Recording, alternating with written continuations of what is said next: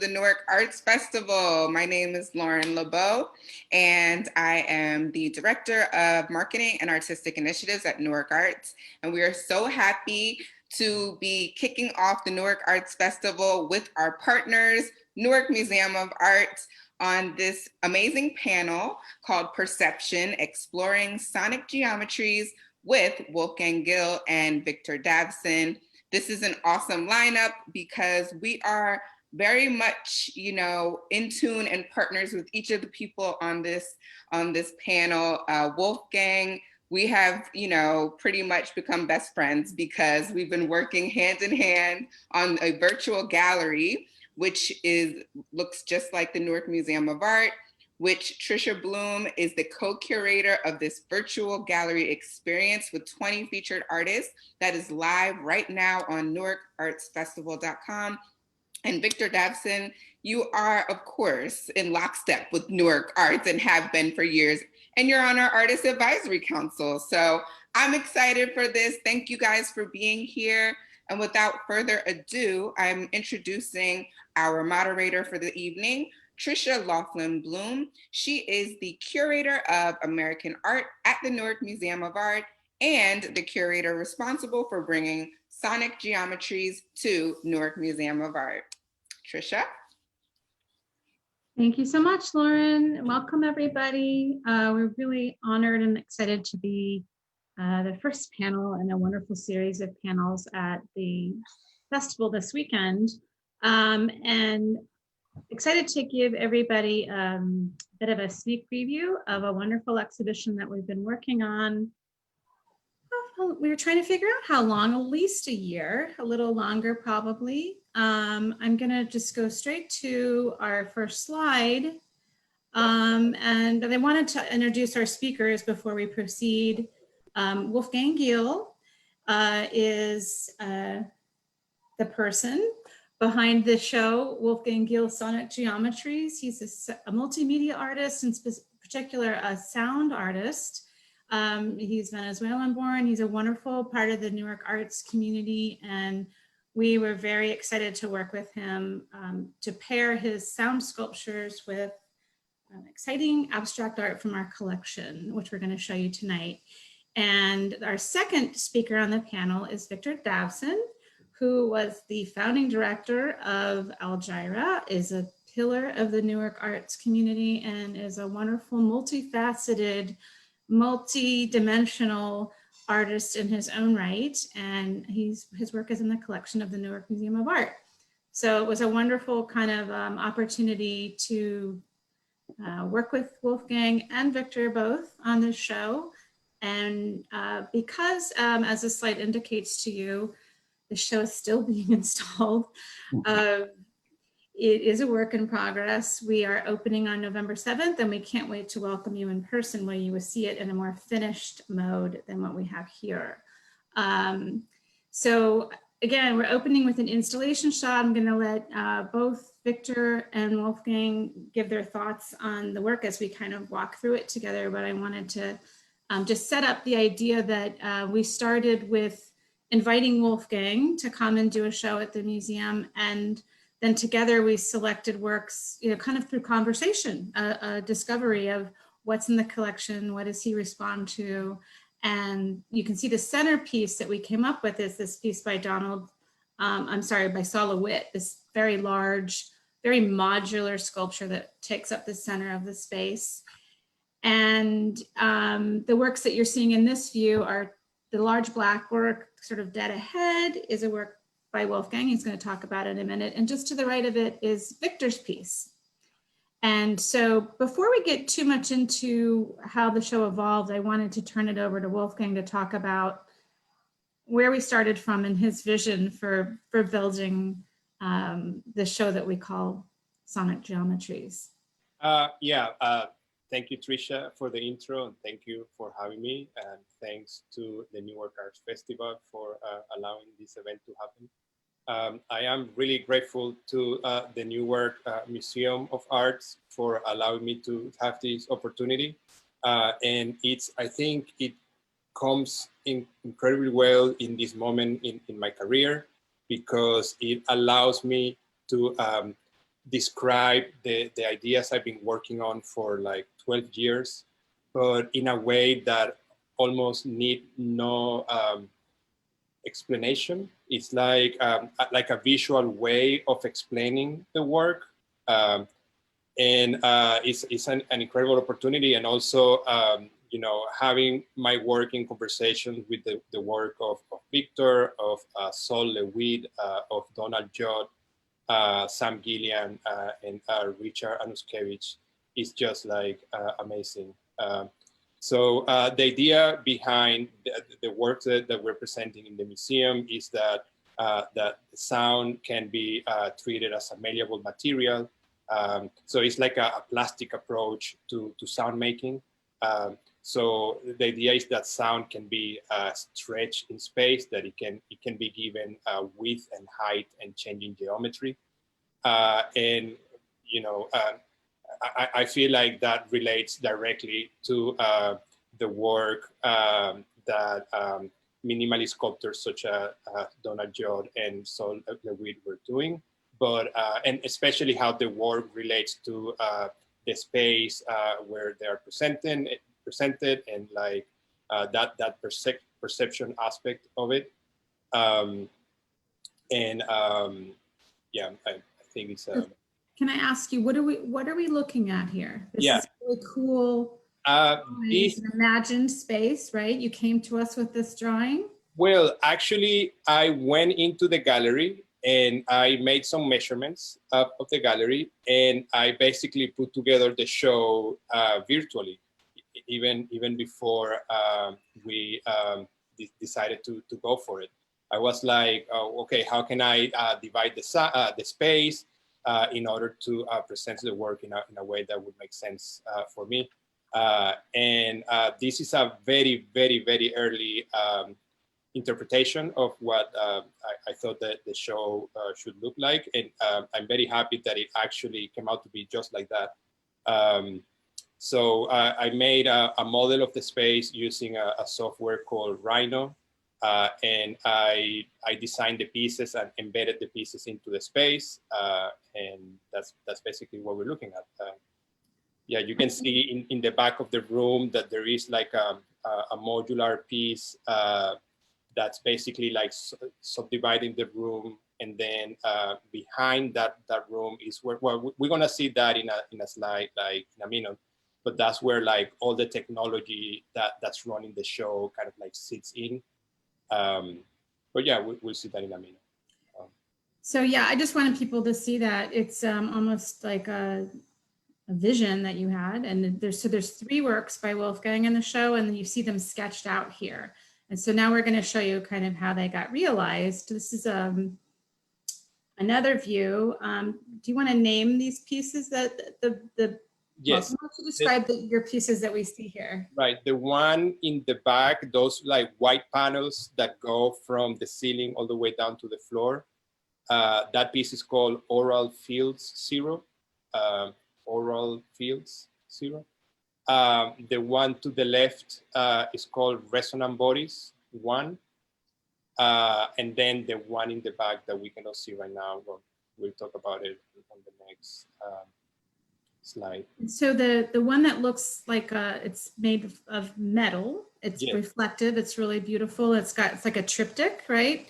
This one Wolfgang created specifically. I mean, all of these works are evolving, right? They're done over a period of time, but this Oral Field 0, Resonant Bodies. Resonant Bodies 1, yes. Was created for the show, which we're really honored that you would create new work on such short notice. And you know, you guys gave me this beautiful opportunity, and I took it to heart. So I went to my fabricator, and it's like, hey, let's push this idea and see how far can we get with it. So we created these 3 bars and all the engineering behind them to allow the bars to vibrate, and then through vibration they become a source of sound. And then the idea is that you can stand in front of the pieces and like kind of like close your eyes and listen to the sound, and get a sense of the geometry of the object through listening.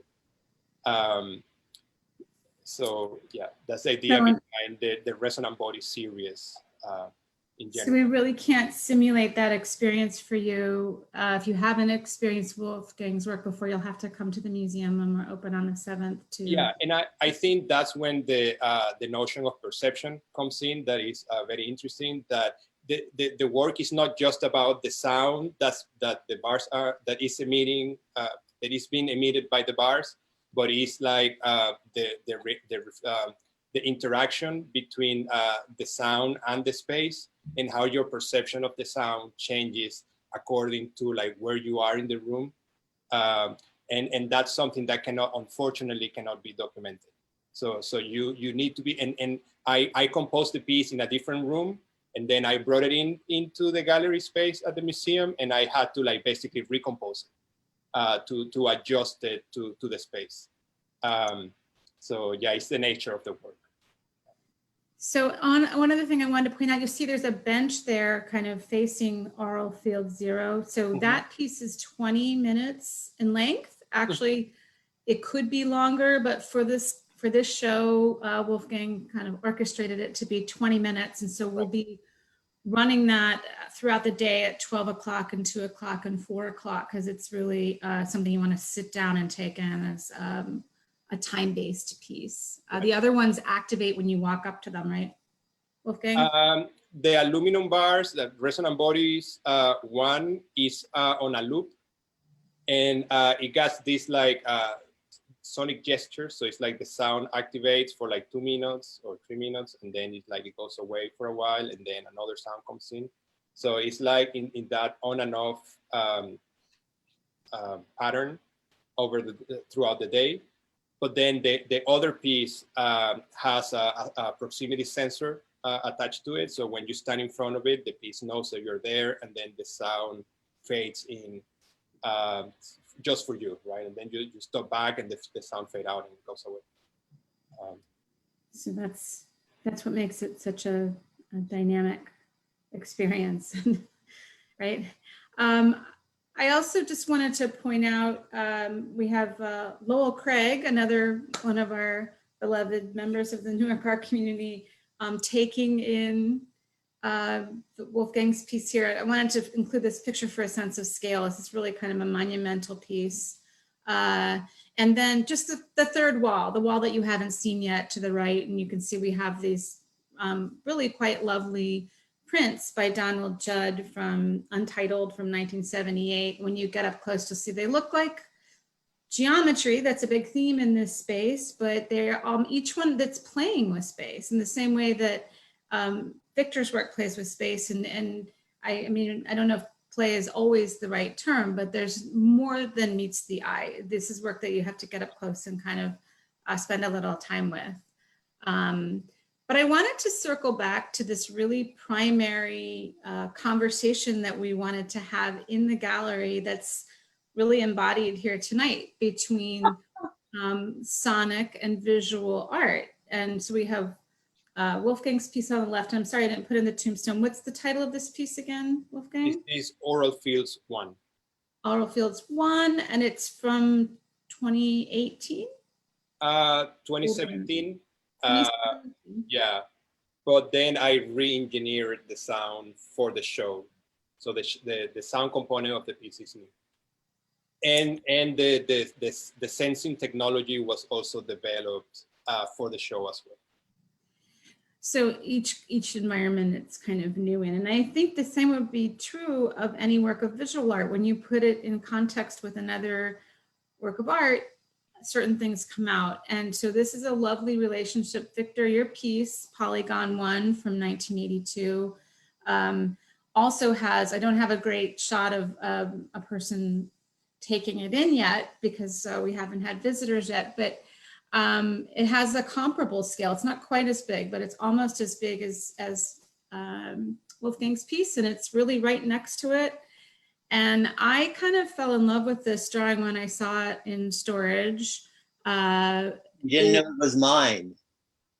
What's that? You didn't know that was mine. I didn't know. I just said, what is this? This is a beautiful drawing. You know, again, the less is more approach. This is why don't you talk a little bit about this piece in the series that it falls within and what it meant to you? Thank you so much, Tricia. And, I also want to thank Newark Arts Council. I want to thank Lauren. Hello, Lauren. You look really beautiful today. I can't hear you, but that's okay. Thank you. And I also want to thank Megan and the Newark Museum, and Linda and Wolfgang. It takes a village to put these things together. People, the lighting, the installers, the exhibition designers, and so thanks to everybody. Shout out to Casey, wonderful exhibition designer. Uncle Stacy. But I want to just draw attention to something before I actually talk about the work. And what I wanted to point out is that, I got out of Pratt in '80, and I think the museum acquired this piece like 2 years after I graduated. It was the first piece that went into a museum collection. And this is Wolfgang's first museum show. So Wolfgang simpatico is something that connects us here. We continue to connect, myself and Wolfgang, on a very intuitive level. And I think this work, in some ways, I think it's perfect for sonic geometries, because not that it illustrates what Wolfgang is doing, but at first glance, as first reading, it seems like it's a flat drawing with white lines.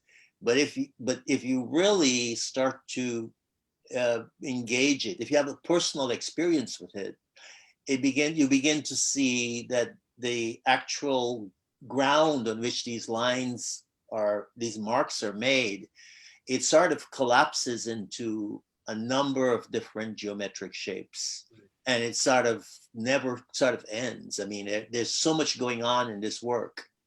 It's part of a body of work that I did around 1984. I think I have about 15 of these and still in my collection. But some are, I know one is in the Montclair collection of the Montclair Art Museum, and probably one is in the collection of a corporate, I can't think of the corporation right now, and one is at the State Museum. And so I'm really touched, and I'm really delighted to have this very sort of early work kind of reappear here, almost 40 years later. Yeah. And seem now all of a sudden relevant to what Wolfgang is doing.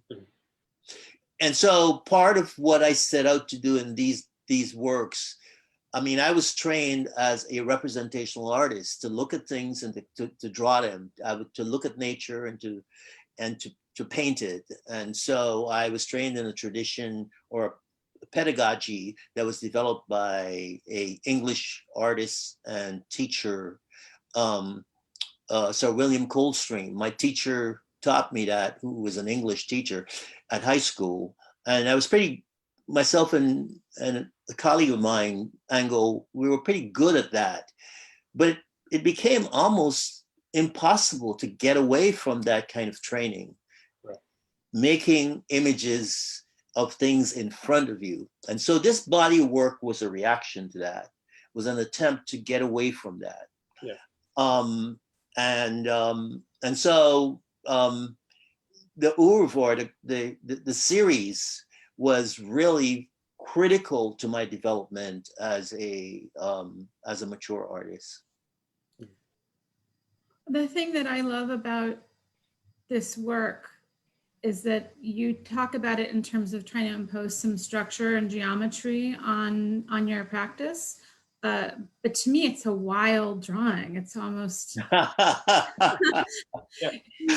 It's Yeah. very dynamic. It feels like it's very much in motion. And so that's the feeling I get when I look at it. And also the lovely texture of the lines, like very crisp, but not simple. You know, there's something complex going on there. And we talked about this, that there's another, like you look at Wolfgang's work, you can just say, okay, that's minimalism, and you can keep walking. But if you spend time with it and you feel it, it starts to have this depth and these edges that are more complicated. I don't know. What do you think when you see this comparison, Wolfgang? I remember when you presented Victor's piece to me for the first time, and the first thing I saw was the complexity of the textures that are present in the work, and I find very interesting that on a previous conversation, Victor said that people normally say that the background, like his piece, like he painted those lines on a black paper. And it was right. I got a call from the Montclair Art Museum to ask what kind of black paper did I use. Where do you get that black paper? There are about 6 layers of charcoal and graphite on that. I use powdered charcoal, powdered graphite, and layer of drawing and markings. There's a whole marking system below that, and so most people think it's black paper, but it's not. The problem with this show, though, I have to say, I'm sorry to cut you off. The problem with this show is that it's so much about having a personal relationship to the objects, because unfortunately, what our audience is seeing is an image of an image. Mm-hmm. Mm-hmm. Well, that's the predicament that we're in. Yeah, but that's why I use this detail, so you can see so nicely the different shades of black, the different shades of white. But that was the thing that caught my attention. Sorry, hold on, something popped up here. Oh, go back. No, it's good there. Yeah, it was the texture of that background that really caught my attention immediately, and how that relates to the texture that I'm looking for when I'm working on my sound, and then to me the white lines represent the movement of my sounds, like how the position of these sounds change over time. And then if you're paying attention to those transitions, you can almost picture these traces, these lines. So I had a moment last week when I was in the museum where I was leaning into my piece. I was tweaking the levels in preparation for opening. And I was leaning in, and I was taken away by it, and then I kind of come back and turn around, and I see Victor's piece, and it was like a visual manifestation of this like a still of this experience I was having, and I thought it was strong to me. It was moving. I'm glad that these two pieces are next to each other, and glad that I'm, participating. They're having a conversation. Yeah, conversation. And I feel like, I feel like all the pieces in the show are in conversation with each other, and that's why I lean towards these pieces as Tricia was offering them or presenting them. For different reasons, so that's very exciting to me. It has been. It's been an evolving process. I also wanted to just point out, Victor, you note that these very, in some ways, austere geometric drawings came at a pivotal point in your development. I just wanted to point out for people your larger body of work, and I know this piece from the 1970s, you feel like, oh, that's so old. And then, but we have something more recent on the right. Well, my point I'm bringing in these pieces is just that, they're, again, perception, we perceive these as expressionist works, but if you look closely, you'll see that that a geometric grid, a structure, has been in your work all along. And I find it so interesting that you took everything out and then some things came back in, but that sense of, as you put it, Renaissance order and balance and structure is something that stays with you, right? Well, I almost feel bashful about talking about these things because, you know, I did the geometric, and I call them notational drawings. That was the group of work. There were notations on geometry, but this work came.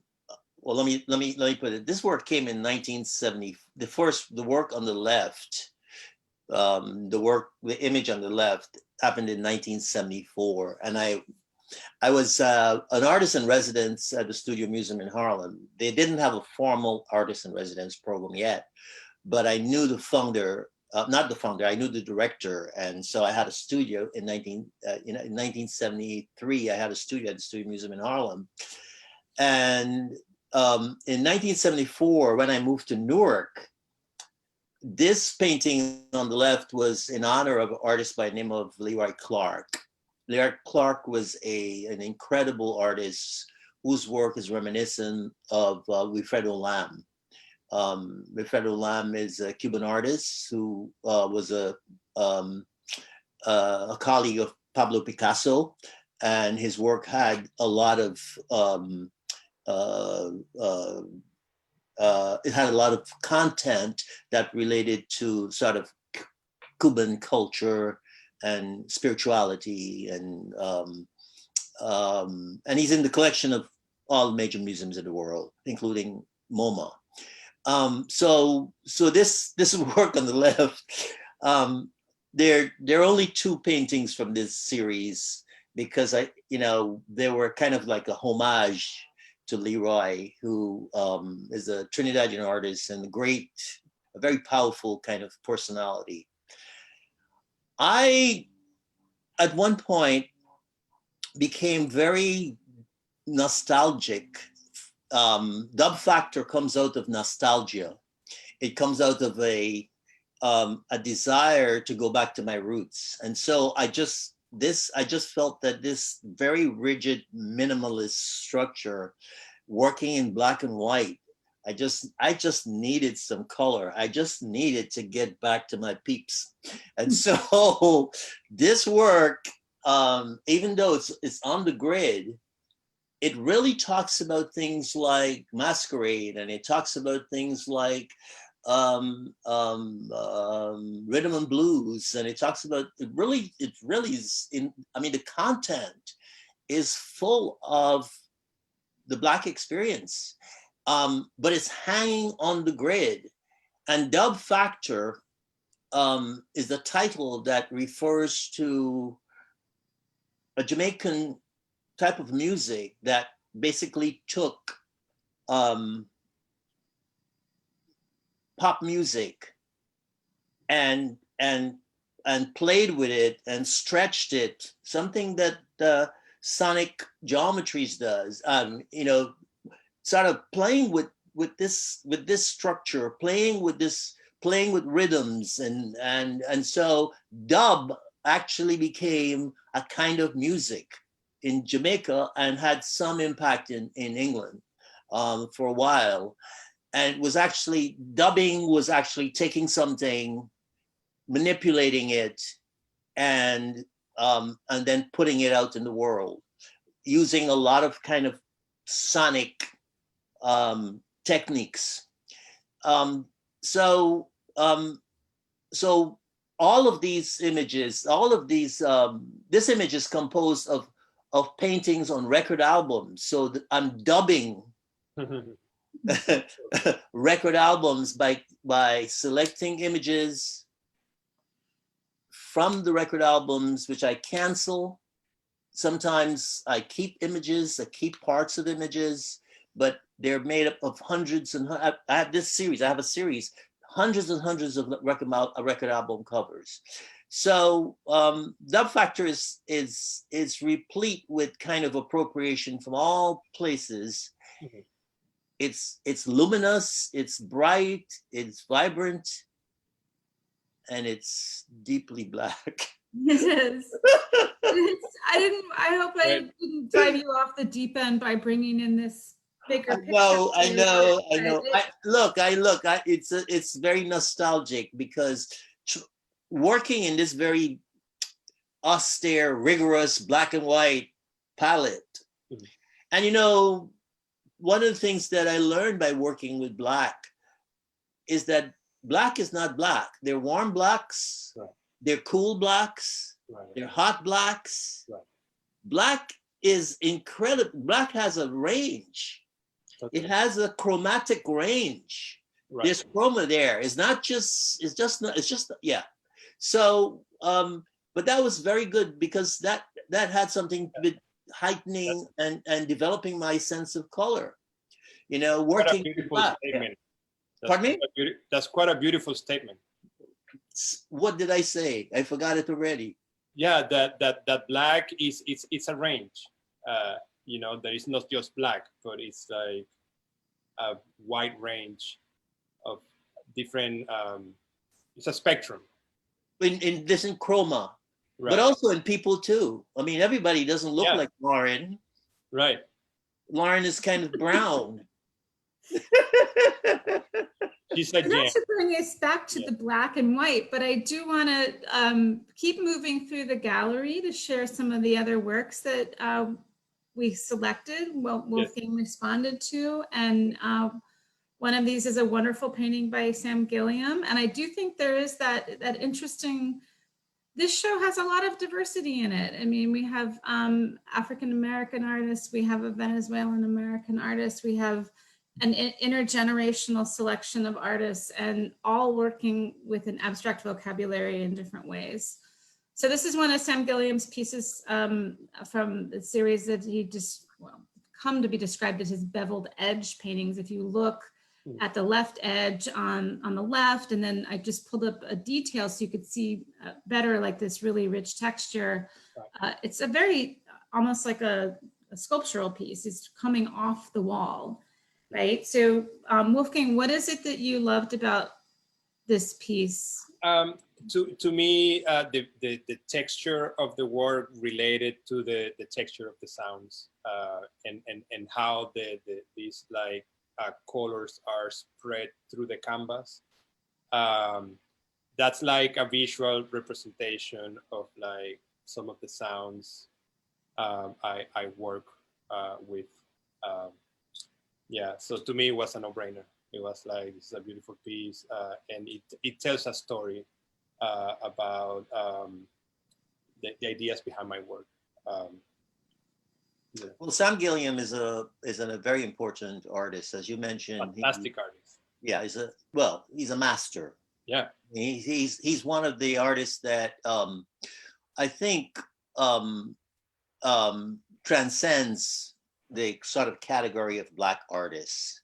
Sam Gilliam, I think one of the things I remember is that Sam Gilliam he does these pieces that are draped pieces, and they could be 20 feet long or 30 feet long. And at one point, I think he draped one of the bridges in France.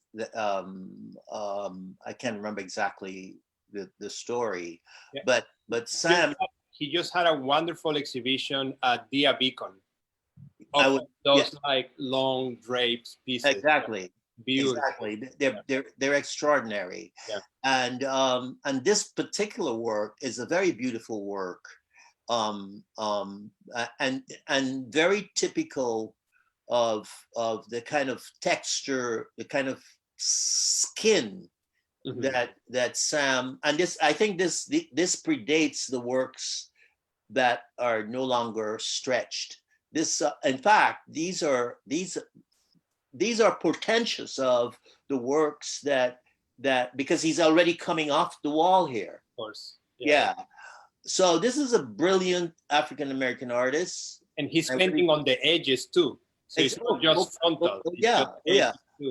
And I consider him one of my antecedents. He is somebody who I really look up to, and who I admire. I mean, this is an awesome piece of work, awesome work. Awesome. He's one of the greats.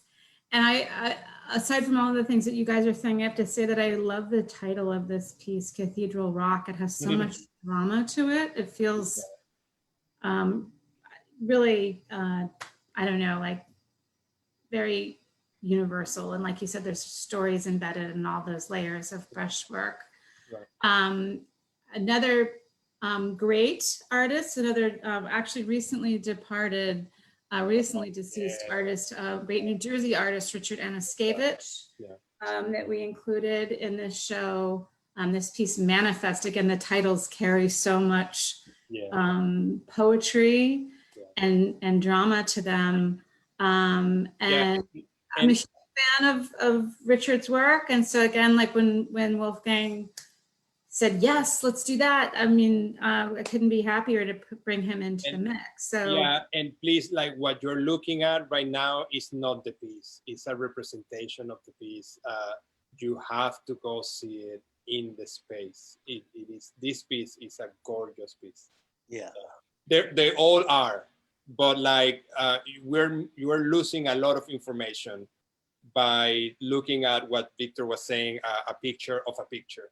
An image of an image. Yes. There is so much that is getting lost in that translation. Yeah, but I have to say, on a retinal level, the idea of I mean, this work plays games with optical games with you, because it's almost like now you see it, now you don't. Right. I mean, as you, it's vibrating all the time, and it's almost like a kind of op art that's taking place. That, you know, one minute you see the diamond in the square, and then you see the diamond in the square, in the diamond in the square. Right. So it's I mean, it's just a remarkable, and also, Tricia, you mentioned earlier that you felt this work. That's what Paul Klee would say. You have to feel color. Paul Klee would say you have to feel color. You felt this work sort of vibrating in a sense, you know, the relationship between Wolfgang's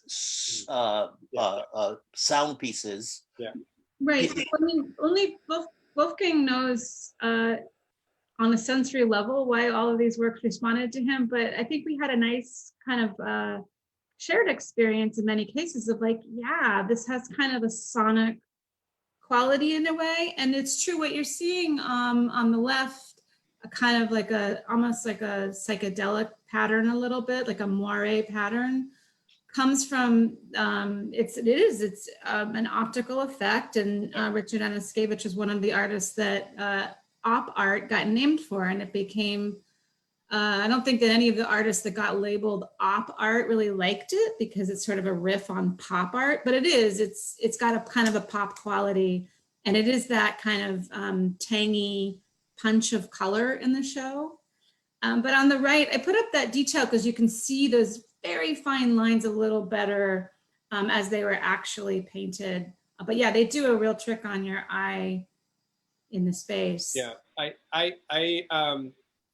I selected that piece, or I resonated with that piece because I feel that piece relates to the resonant body piece, because I feel like the other pieces in the show relate more to the oral field pieces that are much more textural. Like the sonic quality of the work is more textural. There is a lot of colored noises. There is a lot of texture in those sounds. But the aluminum bars, they're more about tone and about tonal relationships. And this piece has a lot of reflection going on when you have like the square and then the square between the square, and like all these like aspects to it. And I feel like when I saw this piece, I was like, wow, this piece is in conversation with how the bars, the aluminum bars, reflect on each other and reflect the space. And also the chromatic structure of the sound of those pieces. So Yeah. I felt like these pieces were in conversation at that level.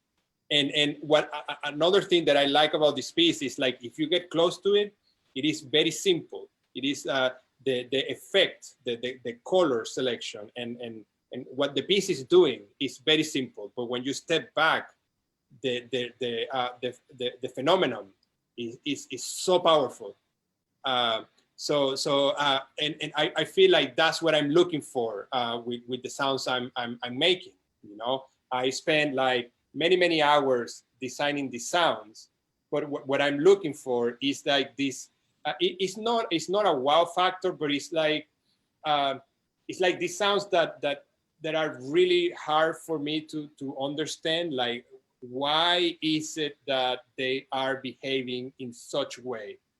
Those sounds that I cannot comprehend because of how they're moving or how they're interactive with the room.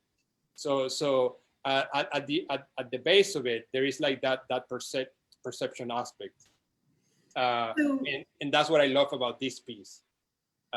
Me too. And I think that we are in agreement that we think it really works, but we're going to need people to come in and experience it and give us your feedback, because we all think it's like really exciting. I did, with a little bit of time we have back, a little bit of time that we have left, I wanted to go back to the real world. And because it has been such a long and really interesting process, let Wolfgang talk a little bit about yes.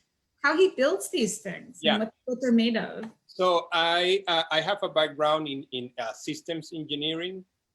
So I come into the arts with a technical background. So to me, the idea has always been like, how can technology be used as a tool to create an experience? So my idea is not about using technology for the sake of technology, but technology as a medium to creating an experience. And that gradually changed over time. Like I remember, like back in 2012, I was doing these like sound installations at spaces like iBeam, spaces like Issue Project Room, in collaboration with my friend Richard Garrett. That maybe he's here. Hi, Richard, love you. Or not. Maybe he's not here.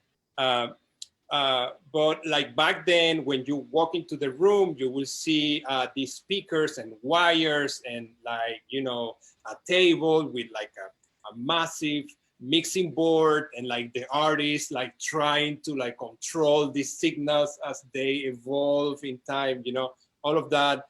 And I think it was interesting to have that almost like performance component to the work. But over time, I realized that what I was interested in was the experience of sound, and this idea of sound as a plastic medium. And I also realized that I wasn't so much interested in music per se, but more in sound like a malleable material. So these processes evolve to a point where the piece does not display any technology. There is no, so visually, like the pieces are being powered by technology, but technology is not present.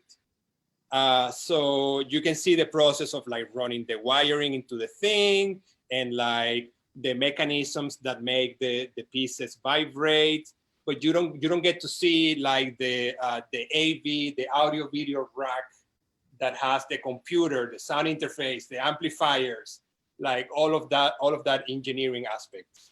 And you can see it here. That's me like putting together Oral Field Zero. And there is a computer, a sound interface, a Wi-Fi router, an amplifier, a programmable power strip. There is a lot of stuff in order to be able to create these experiences. But it doesn't matter. It's not required for the audience to understand what these things do. You just go there and you have an intimate moment with yourself, listening to these sounds, and you get confronted with this idea. What does this mean? Like, why is it that these sounds are not musical in a way that I'm used to? And can I allow myself to put my expectations on a side and take this work as it is? And what happens when you go deeper and then you start hearing sound differently?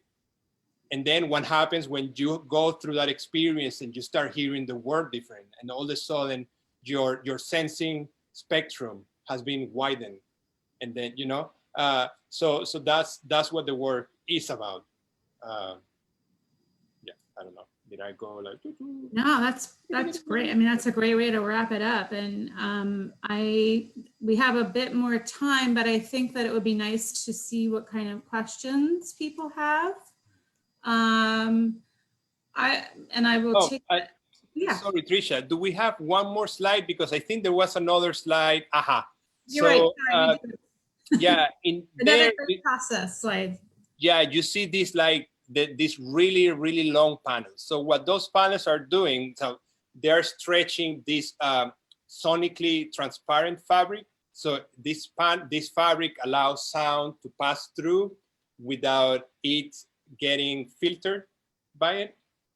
So the fabric is visually opaque. You cannot see what's behind, but sound passes through it. And then the idea is that you stand in front of this thing and then sounds start getting stretched up and down, left and right, and they start like waving and shifting over time. So yeah, that's the idea behind that work. And it's like 3 by 5 meters. That's, I don't know how many feet there. That's a lot of feet. A lot of. So this is with the panels partially installed. You see there's 2 panels there and the rest are about to go in. And right. I think we have a picture. We have a slide that shows the piece like fully finished. Yeah. Yeah, I think it's like 5. So it's right there. Yeah. It's an interesting piece because there is not much to look at, but then you have this very powerful sound coming out of it. So yeah.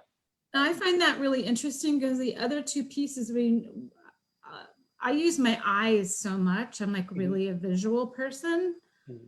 And so the other ones, you feel the sound, but you're also looking at them because they're more of a sculptural object. Right. So Aural Field 0, you really are taking that kind of crutch away from people right. like me who are obsessed with looking, right? Right. You're making us separate out that sense and embrace it. It's really and that sorry. No, but what I wanted to add, though, that this is a challenging exhibition for the viewer, because it's not just you, Tricia. I think we're a visual culture. We're so consumed with how we look, with how other people look, with how things look. We're very visual. It's a visual culture. Some of us, that's our business. And so we're probably, a lot more sort of intensely focused on visuals right. and aesthetics, but this is a very visual culture, right? And I think what this exhibition does, it really challenges us in many ways, both visually because it's so reductive, and I mean the only color that punctuates this exhibition is the red piece. It's almost like a punctuation mark, like a full stop, a comma, a hyphen. And it forces us to kind of listen. But listening to, Wolfgang, you're a beast. Listening is even made more difficult because we're accustomed to listening in a certain way. We're always listening for the narrative, the rhythm, the rhyme. And it's not going to happen here because this is exactly what he's subverting. He's subverting our customary way of listening. So it's almost as though he's disemboweling sound from all the ways we're accustomed to seeing it or listening to it. I said seeing it, but because there's something to see. So there's a kind of tension between sound and a very reductive visual experience going on here that makes this pretty tough. And I know we're running out of time, but I would love to add to that. I would We're love gonna to add to have to do a part two. that real quick. Because you're If I not, you know, can. we're trying to sell this show, Victor. It's exciting. It's Well, it's exciting. It's exciting intellectually, but I think people could come in and say, I don't see anything. You know, I will like what. Well, so that's the challenge, and it's They- I mean, Wolfgang is right that we do have to wrap it up. But I want to say, like, that You got any it's questions? really exciting work. Any questions? Yeah, please come with an open mind. Do we have any questions from We anyone? do have one question, and we have time for one question. Mr. Gil is originally from Venezuela. Mr. Davson is originally from Guyana. How has their immigrant experience affected their approach to abstract sound and abstract art? Now, that's a huge question, and we do have to wrap it up. So consider this the challenge question, how to keep it Yes, in a sentence or two. Victor, would you? Oh, you passed the porcupine. That's we call that the porcupine. You pass it to me. Well, look, I think that my immigrant experience has taught me to be diverse. It has taught me to be open. It's taught me to be creative. And, you know, I'm never kind of, as an artist, my intentions are never fixed. You know, I am always open to finding something and to discovering something. So, and I'm as an immigrant, I also empathize with the struggle of people who have less. My entire career at Al Jaira was about creating community, right, and helping other artists, sometimes at the expense of my own career as a practitioner. Yeah, Wolfgang? I feel you. So I feel like my experience growing up in Venezuela is that like you can do a lot with very little. You know, like if you don't have a radio, you can like grab like a metal hanger and like put it together with like a circuit and like tape it up, and you know, that ingenuity and like let's make it happen, you know, kind of like gave me the tools I needed to overtake this gigantic challenge. And things are getting better for me artistically, but I'm still like struggling with like really big challenges because creating these pieces cost an incredible amount of money. It could cost like easily like $15,000 to make a piece. But like going back to what Victor was saying, at the beginning when I started working with sound, I was young and I was like, oh, I want to be a sound artist because that's radical, and I'm I'm into punk, and like, you know, I want to do something that is against the current. But then when you start really swimming against the current, you get tired, you know, because it's difficult. And then it's like, why am I swimming against the current? And then it was because people were, because I recognized that there was this cognitive wall, that people were not opening their minds to the idea that sound can be something else, that sound can be experienced in a different way, that sound doesn't need to be necessarily musical, because you know, that we can think about sound in different ways. And that was like what really motivated me to develop my career. I realized that there was something there that was unique, and there was good for people. So you know what? I love that sentiment so much, and I'm so sorry to cut you off, but I feel like we need to have a part 2 Yes, because there's so much that we've left unsaid. thank you. And I want to thank you both so much, and thank you, Lauren, for joining us, and thank you everybody for joining us. This is just the beginning of the Newark Arts Festival. It's the launch of this show. We're going to have this show up through September of 2021. So we're stretching time, and you'll get to come and experience it. And further this weekend, so much going on. Check out Newark Arts Festival's website, the Newark Museum's website. And thank you so much again. Have a great night. Thank you so much. All right. Bye.